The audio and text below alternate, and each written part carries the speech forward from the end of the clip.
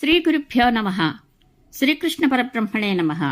శ్రీమద్భాగవత మహాపురాణం నందలి దశమస్కంధములోని పూర్వార్థమునందు 22వ అధ్యాయము ప్రారంభము. శ్రీశుకుడు పరీక్షిన్ మహారాజుతో చెప్పెను. పరీక్షిన్ మహారాజా, హేమంత ఋతువునందు మొదటిదియగు మార్గశిర మాసమున నందవ్రజమునందలి గోపకన్యలు కేవలము హవిష్యాన్నములను భుజించుచు కాత్యాయని వ్రతమును ఆచరింపసాగిరి. మహారాజా, వారు అరుణోదయ కాలమునందే యమునా నదీ జలములలో స్నానములను ఆచరించుచుండిరి.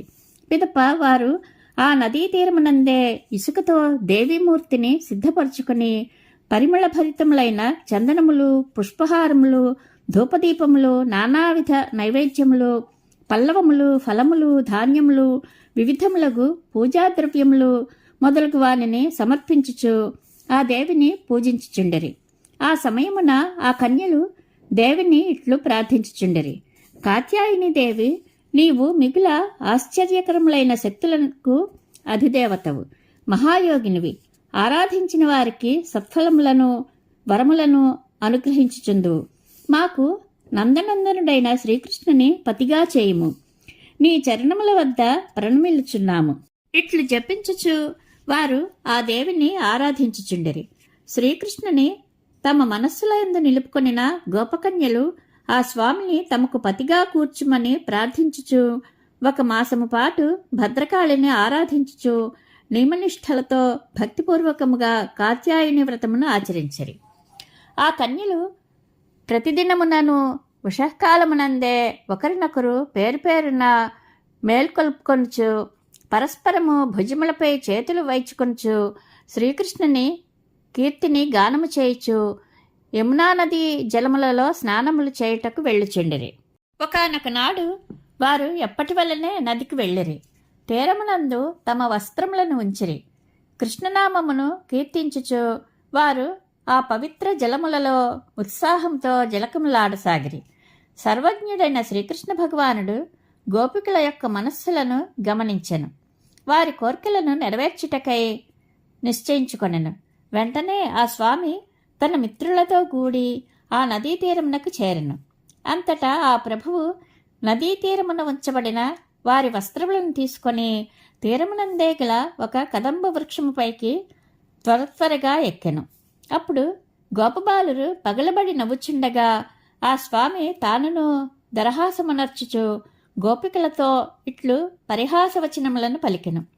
కన్యలారా, మీకు ఇష్టమైనచో ఇచ్చటికి వచ్చి మీ వస్త్రములను తీసుకొనుడు. ఇప్పుడు మీరు కాత్యాయని వ్రతమును ఆచరించి మిగుల బడలి ఉన్నారు. నేను మీతో పరిహాసములాడట్లేదు, సత్యమునే పలుకుచున్నాను. సుందరీమణులారా, నేను ఇంతవరకును అసత్య వచనములను పలికి ఉండలేదు. నేను సత్యభాషిని అనుటకు ఈ నా మిత్రులే సాక్షి. మీలో ఒక్కొక్కరుగా గాని మీరు అందరూ కలిసి గాని ఇచ్చటికి వచ్చి మీ వస్త్రములను తీసుకుని వెళ్ళవచ్చును. శ్రీకృష్ణ ప్రభువు యొక్క పరిహాసవచనములను విన్నంతనే గోపికలు లోలోన మురిసిపోసాగిరి. అప్పుడు వారు ఒకరిని చూచి మరి ఒకరు నవ్వుకొనుచు బిడియముతో జలములలో నుండి బయటికి రాజాలకుండిరి. శ్రీకృష్ణుడు ఇట్లు పదే పదే సరసోక్తులు పలుకుచుండగా ఆ స్వామి మీదకే ఆ కన్యల మనస్సులు ఆకర్షితములు అగుచుండెను.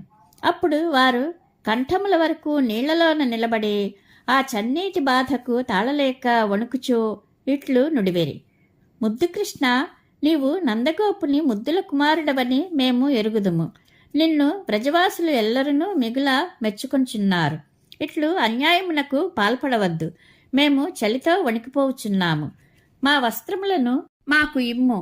శ్యామసుందర, నీవు మిక్కిలి ధర్మజ్ఞుడవు. మేము నీకు దాసీలము. నీ మాటలను శిరసావహింతుము. మా వస్త్రములను ఇచ్చివేయుము, లేనిచో నందమహారాజునకు తెలిపెదము. అంతటా శ్రీకృష్ణుడు ఇట్లనెను. కన్యలారా, మనోజ్ఞములైన మీ చిరునవ్వులు నన్ను మురిపింపజేయుచున్నవి. నిజముగా మీరు నాకు దాసీలే అయినట్లయితే నా మాటలను పాటింపుడు. వెంటనే మీరు ఇచ్చటికి వచ్చి మీ వస్త్రములను తీసుకుని వెళ్ళుడు. అంతటా ఆ ముగ్ధలు ముహూహూ అని చలికి వణుకుచు సిగ్గుతో మర్మాంగములను చేతులతో కప్పుకొని ఆ నదీ జలముల నుండి బయటికి వచ్చిరి. అప్పుడు శ్రీకృష్ణుడు ఆ కన్యలను చూచి వారి యొక్క విశుద్ధ భావనలకు ప్రసన్నుడయ్యెను. పిమ్మట ఆ ప్రభువు వారి వస్త్రములను తన భుజముపై పెట్టుకొని ముసిముసి నవ్వులు నవ్వుచు మిగుల ప్రీతితో ఇట్లనెను: కన్యలారా, మీరు మిక్కిలి దీక్ష వహించి 1 మాసము పాటు నియమనిష్టలతో కాత్యాయని వ్రతమును ఆచరించితిరి. అందులకు మీరు ఎంతయో ప్రశంసార్హులు. కాని మీరు నగ్నముగా జలకములాడుట ద్వారా జలాధిదేవత అయిన వరుణుని పట్లను యమునా నది ఎడలను అపరాధమునర్చితిరి. కనుక తద్దోష పరిహారార్థము శిరస్సున అంజలి ఘటించి తలలు వంచి నమస్కరింపుడు. పిదప మీ వస్త్రములను గైకొనుడు. శ్రీకృష్ణుని మాటలను విన్న పిమ్మట ఆ గోపకన్యలు నగ్నముగా పవిత్ర నదీ జలములలో స్నానములనర్చుట వ్రతభంగమే అని గ్రహించిరి. ఆ దోష నివృత్తికై వారు సర్వకర్మలకును సాక్షి అయిన శ్రీకృష్ణునకు నమస్కరించిరి. పరమాత్మకు ప్రణామములనర్చుట వలన సకల దోషములు తొలగును గదా. దేవకీసుతుడైన కృష్ణ భగవానుడు ఆ విధముగా వారు తలలు వంచి నమస్కరించినందులకు ఎంతయో సంతుష్టుడయ్యను. అంతటా ఆ స్వామి కనికరము చూపుచు వారి వస్త్రములను ఇచ్చివేశను.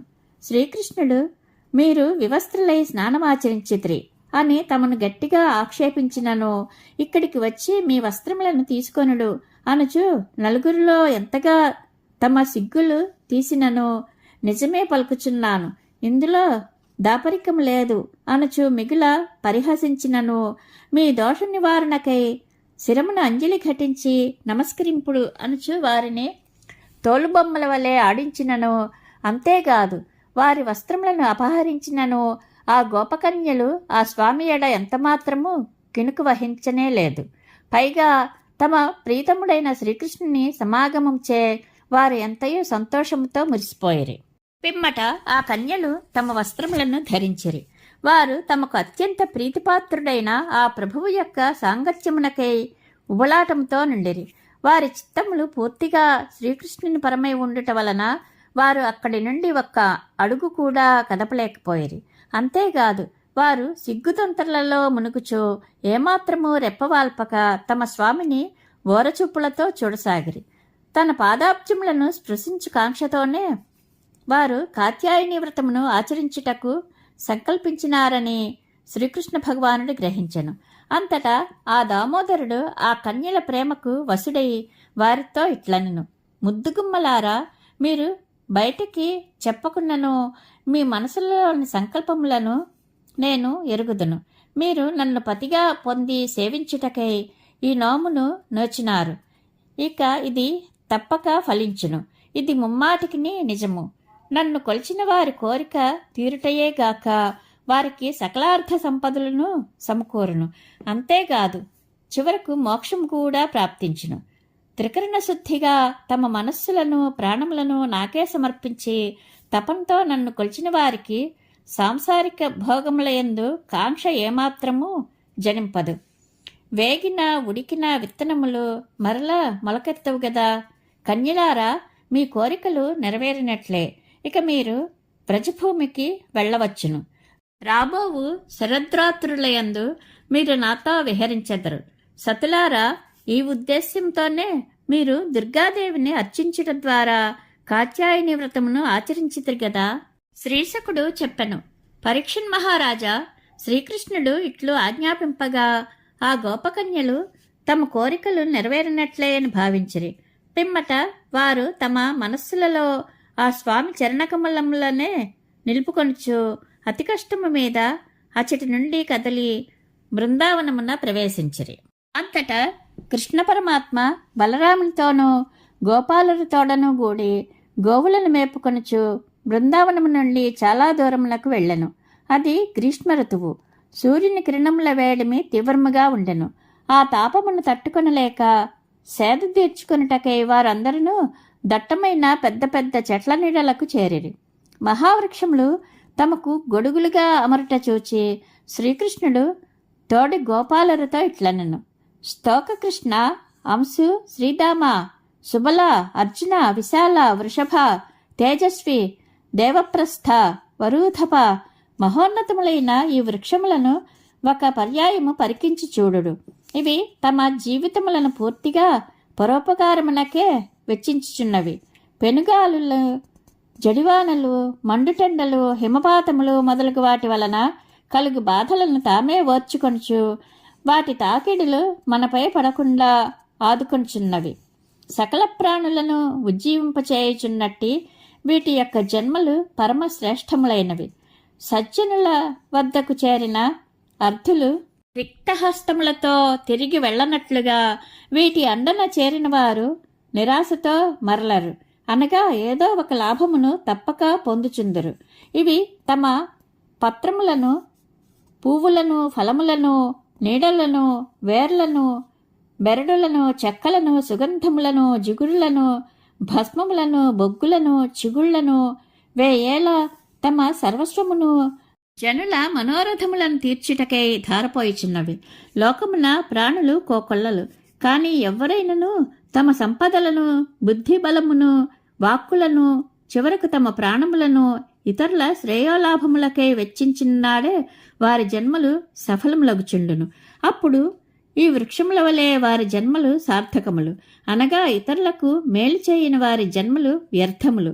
దారిలో ఇరువైపుల యందును ప్రవాళములతో, పూలగుత్తులతో, ఫలపుష్పములతో, పత్రములతో ఒప్పుచు దర్శనీయముగా ఉన్న ఈ వృక్షముల యొక్క కొమ్మలు వినమ్రములై నేలను తాకుచున్నవి. అప్పుడు శ్రీకృష్ణుడు మొదలగు వారు ఈ విధంగా ఆ వృక్షములను కొనియాడుచు వాటి నీడలలో ముందుకు సాగుచు యమునా తీరమునకు చేరిరి. పరీక్షిన్ మహారాజా, జీవనది అయిన యమునా నది యొక్క జలములు మధురములు, శీతలములు, స్వచ్ఛములు, ఆరోగ్యకరములు. శ్రీకృష్ణుడు మొదలగు గోపాలురు ఆ కమ్మని జలములను గోవులచే త్రాగించరి. పిమ్మట వారును స్వయముగా ఆ స్వాదు జలములను తనివితీరా సేవించరి. మహారాజా, గోపాలురు ఆ నదీ సమీపమున గల ఉపవనములయందలి పచ్చిక బయళ్లలో గోవులను ప్రేమతో మేపిరి. అప్పుడు తామును ఆకలి కొనియుండటచే వారు బలరామకృష్ణుల వద్దకు వెళ్ళి ఇట్లనిరి. ఇది శ్రీమద్ భాగవత మహాపురాణమునందలి దశమస్కంధములోని పూర్వార్థమునందు 22వ అధ్యాయము సంపూర్ణము. శ్రీకృష్ణానుగ్రహ ప్రాప్తిరస్తు. శుభం భూయాత్.